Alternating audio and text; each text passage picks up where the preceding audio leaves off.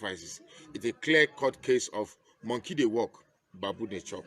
So I like to make this quick video, and I've titled this video the way that's the southerners in the eyes of the northerners. In other words, I like to make an overview of how the north sees the south, because we think we know the north, but we actually don't. What we think we know about the north knows it, but we really don't know about the north. You understand me? But they know very much about us. They know about our psychology. They know about our social existence. They know virtually everything about us. So I like to make this video to give us a psychological fighting chance, so that when we are dealing with these people, we know exactly what steps to take. Now, in the eyes of the North, they see us as a uniquely designed foolish people. And quite frankly, I wouldn't blame them if they see us like that. Because what kind of people that has so much blessings in wealth, in education, in exposure, virtually every facet of life, we have the advantage above the North. But the North keeps coming into us and taking advantage and not taking advantage of us. The North keeps coming to us, into us, and using us for their own what do I say? How do I put it? The North keeps coming into us and keeps using us to fan their lazy way of living. Now, let me tell you something. When I was in school, believe it or not, I came up with the best result. I resat my WAEC in 1986 in Adamawa State. My result was the best result in that school. Were 364 people that sat for that exam. Only 2 had at least above 5 credit. 62 had at least a pass, and the rest 302 got F9. Now, the unique thing about this story is this. There is a guy that had 3 credits. Now, when we went to school to collect our result, he was far more excited than myself. I looked at my result. I had A's in virtually every credit. I had an F9 in CRK, but then I had quite an ample numbers of credits. But I had a C4 in mathematics. And I wasn't happy for the C, because the C there dented the A's that beautified my certificate. You know, so I was not happy, because even though my result was by far of any good quality, but I felt the C there dented my certificate. So I was not happy. But here is somebody with credit, I think C5, C5, C5. And he was far more happier than I am. Now, this is a core northerner now. Why is he happy? He is happy because, to their standard, that is by far a brilliant result. Now, I'm going to cut the long story short, because that's not the essence of this thing. The person with the 3 credit is somewhere in Abuja. I think he's a deputy director in a very important ministry in Abuja. Now, why is this so? It's only a fool that people with far less quality than you will come into you, use some political maneuverings and policies that are far draconian to turn you into a milk cow or cash cow or golden gooses that lay the golden egg. So I like to put a perspective forward where we will stop being the golden goose that lays the golden egg for those lazy people. Now, if at all Nigeria is going to exist, Nigeria must exist where people suffer for their consequences. People should be made to pay for your excesses. Now, let me tell you what Nigeria is today. The South is feeding the excesses of the North. Until the North realizes that we cannot continue to cater for their excesses. You get me? We will keep having this this problem about Nigeria. Now, don't get me wrong. I am not campaigning for one Nigeria, because Nigeria has gone far beyond redemption. Nobody can redeem Nigeria. No thanks to Mr. Buhari, who has come and whatever wedge we have in Nigeria, Buhari has come and has, make it deep the wedge. It is no longer a wedge. It is even not a gully. The divisiveness of Nigeria has gone really way beyond redemption. But I'm not here to talk about the divisiveness of Nigeria. I'm just talking about giving a fair perspective on how the North views the South. Like I said earlier, the North sees the South as uniquely designed foolish people. And in all honesty, that is who we are. Now, I'm going to say something here. How is the North managing to control the South? How is the North managing to, cheat the South in every policy? Now, we may think we know the North. If I ask somebody now, what do you know about the North? You say, they are illiterate. Please, the first mistake we do is we tend to see, because most of their touts on the street are dirty, you see them on top trailers, they don't. But let me tell you, their political intelligence, as dirty as they are, their political intelligence, as raggedy as they look, let me tell you, their political intelligence is far more superior than the whole of the South combined. One Almajiri, his political consciousness and his political savviness is far more doctored or arranged than the whole of the South combines. Now, thank God I've lived here, so I understand their political structure and political perspective and how they view things. Now, let me tell you one of the basic things they do when they want to cheat the South. I call it the crowd mentality. Now, what do I mean by crowd mentality? Let me give you an example. If I come and as a northerner, if I'm a northerner and I'm staying with a southerner, and I'm a northerner, I say, the sky is red. Another northerner walks in and sees his fellow northern brother saying that the sky is red. He looks up, no, but the sky is blue. Because his northern brother says the sky is red, in that particular situation, in that particular forum, he will be with his brother and agree with his brother that the sky is red.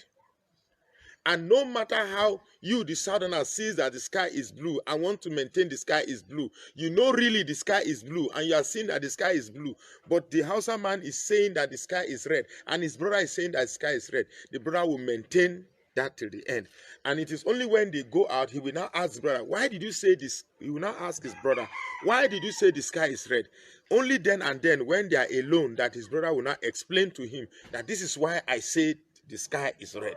Now, reverse the situation. I'm a southerner and that's a northerner. And as a southerner, I'm saying that the sky is red. And my fellow southern brother comes and sees that the sky is blue, but I'm saying the sky is red in front of the northerner. It is my own brother who say, now, but bone that thing. Which one they do yourself? Which one come be this one? Which one come between they say sky they red again? Some they do you, they worry this. Wake up, they mad today. The sky is blue now. He doesn't care to know. Now, he doesn't want, he is supposed to know that there must be a reason why I'm insisting the sky is red, and wait for a situation where we are together and I'll explain to him why I'm insisting the sky is red. Look, let me tell you, it is for this same reason why our southern politicians fail to get it when they are in the House of Assembly. It is for this same reason you see our southern politicians always at themselves lacking the backing that they have among themselves. So I call it the crowd mentality. You get me? Here they call it Taruandengi. That means when you see our brother, no questions asked, you just go and support him. Now we lack that very much in the South, this support mentality, otherwise the crowd mentality. We don't have it. And it's because we don't have this, that is why we have this pull him down syndrome. You get me?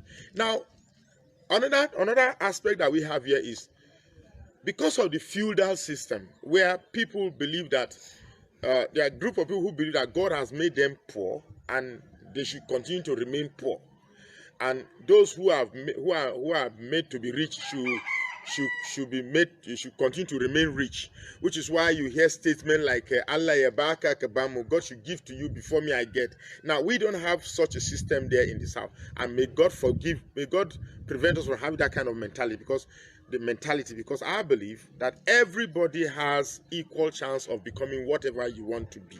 Now, these poor masses, they believe that their role in the North here is to proliferate and increase the population of Islam, which is why you see somebody will give birth. There was a shoe shiner Sunday that came to shine my shoes, and we got joking, and we got talking, and I said, how many wives do you have? He said he has 2 wives, and he added to say that he has 8 children. Now here is a shoe shiner that makes less than 400 or 500 naira a day with 2 wives and 8 children. Of course, you know that these children will not have good school, good medical care, good facilities, good home upbringing, and then these are the same children that this is what they not do. The man that has 8 children, among the 8, let's say 6 are male, 2 are female. The economic plan that they have for the female is to get the female a tray and some money to buy groundnuts or reedy, sesame seed or groundnuts, anything to hawk. And all the girl child in the North does is to keep hawking and saving money, not saving money for school, not saving money for better upbringing, but saving money to get married. Now, any young girl growing up here has one particular objective: to grow up and get married and continue the proliferation. Now, when they say we are baby factory, like when I see on some Facebook thread and they say that a baby factory, the real baby factory is not us, it is actually them. Because there's one purpose and one purpose only. A female child growing up in the Northeast, and that's to proliferate. Now, the boys, on the other hand, are thrown into a system that is called the Almajiri system. Now, the Almajiri system can take as long as 4, 5. Now, if you imagine a child that grows up from 4, 5, if you are admitted into an Almajiri system, which means you have cut the same child away from parental guidance and parental counseling. This is a child that will grow up without emotions. This is a child that will grow up without inferential reasoning. This is a child that grows up and not weighing what is wrong and what is right. This is a child, when the Malam tells a child from 5 that a child that is growing up from 5 years or 4 years up to the age of 20, all he hears is hate. Christians are bad. Kill Christians. You hate Christians. You do not blame that child, because even your own child at home, from the age of 4, all he hears and all he knows is hate. All he knows is kill. All he knows is distance yourself from this people. Then you do not blame them. Now, what we are having today is the excesses of the past. Now, this Almajiri population have grown and they've become adult. The North, as it is today, is faced with the harsh reality that they cannot begin to lie for the population of Almajiris, for the population of youths that have outgrown what the states or what the region can cater for. So what is happening now is to diffuse these excesses to states that have better planning. What is currently happening now, thank God there is coronavirus, thank God there is lockdown. So what they are doing is to use the opportunity to diffuse or scatter the excesses of the Almajiri population in the North. And where else and where best can this population be diverted to the South? And not just diverting them to the South, they are going to serve a very good purpose of blending in, learning your language, and infiltrating yourself, blending well into your system, so much so that when politics come, these are the same people that will be used to diffuse our politics in favor of the North. Now, it's so amazing that the whole essence here, the whole advantage the North has above the South is this crowd mentality. And I've explained this crowd mentality. But then again, how can we evolve the crowd mentality in the South. Certainly, we cannot have a crowd mentality in the South when the Igbo man thinks the struggle is about Igbo. The Ijo man thinks the struggle is about Ijo. The Edo man thinks it's about Midwest. The Urobo man thinks, well, it doesn't concern me. Let me see. If Nigeria works, I remain. If Nigeria does not work, I form Niger Delta. We must begin to have, look, I said in previous video that the fact that we have diverse ethnic cultures or ethnic nationalities or different tribes in the South is not a curse. It's a blessing to cook a very good pot of soup, because when you say a soup is egusi soup, I told you that it doesn't necessarily mean that the whole ingredient in that soup is egusi. Of course there is meat, of course there's ugu, of course there's the egusi itself, there's onions, there's pepper, there's groundnut oil, there's spice, there are different things, but eventually you call it egusi soup. So when we have different ethnicities in the South, we the Southerners have decided to use the differences in ethnicity to be the reason for division in the state.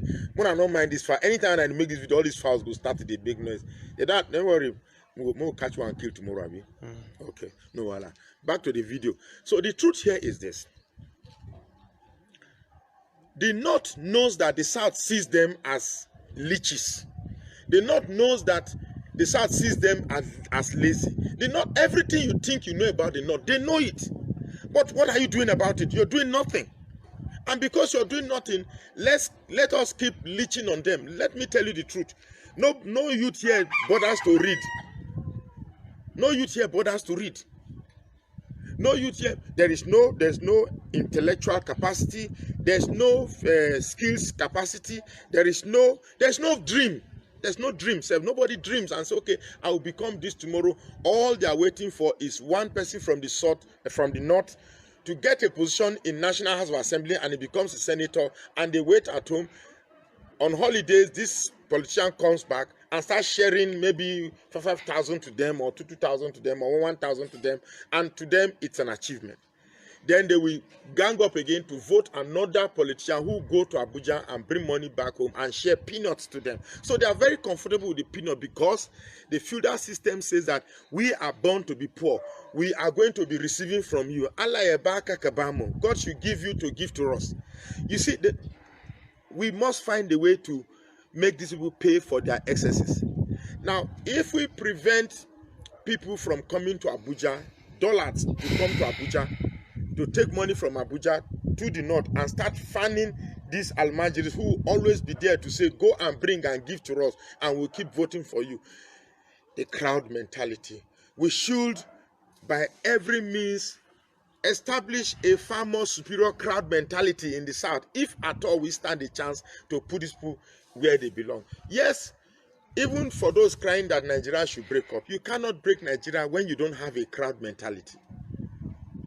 I've said the crowd mentality is the Igbo man working his ideology to blend with the ideology of the Ijo man, and the Ijo man working to blend his ideology with that of the Urobo man. And then it doesn't mean when we come together we will become under one tribe or above one tribe, but we must form an ideology, because we all share a common enemy, an enemy who has no respect for us.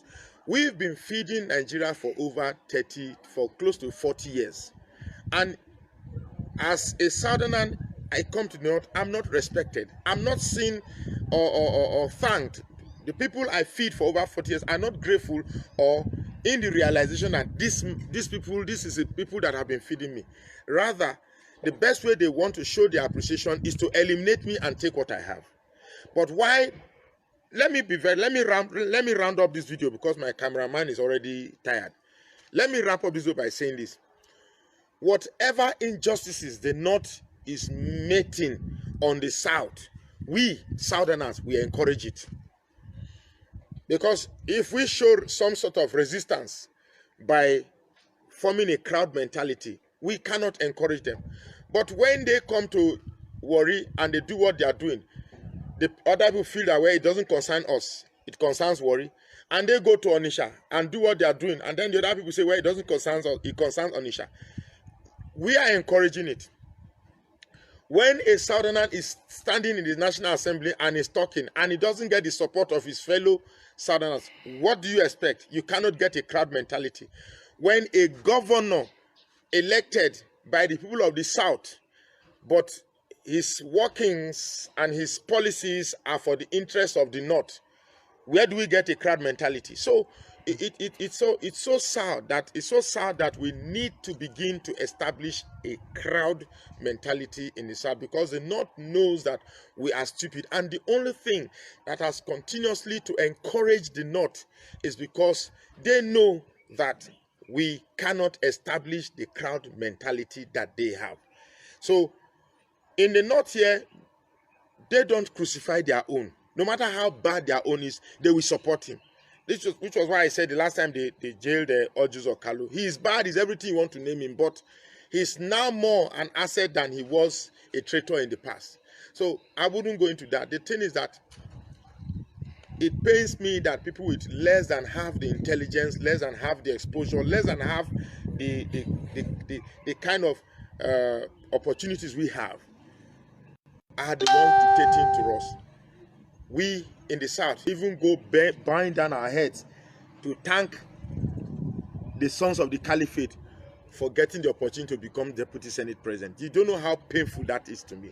So let's begin a process of crowd mentality. I know somebody will say, how do we start? There's a video I'm going to do much later, and that is, I told you I had 3 phone calls. It was 2 phone calls, but then I had another phone calls. If I make a video on those 3 phone calls, that will explain the whole problem that we have in the South. The first phone call was somebody from the South telling me that I should stop, saying that we are Southeast. I should keep maintaining the fact that we are South-South. Incidentally, the person has blocked me on WhatsApp, but I pray he's watching this video. I'm going to make a video to that. And then there's another phone call I received, and somebody asked me, an Igbo guy called me and asked me and said, why is it that the rest of Nigeria hate them? So I'm going to make a video that connects that question to the emphasis that we should be referred to as South-South. Then the last phone call I received, which was day before yesterday, was a question that said that, look, I've been making videos for over 5 years. What is the solution? So I'm going to make a video. I think it's going to be the next one I'll make. So I'm going to make a video that reconciles everything I've been talking for the last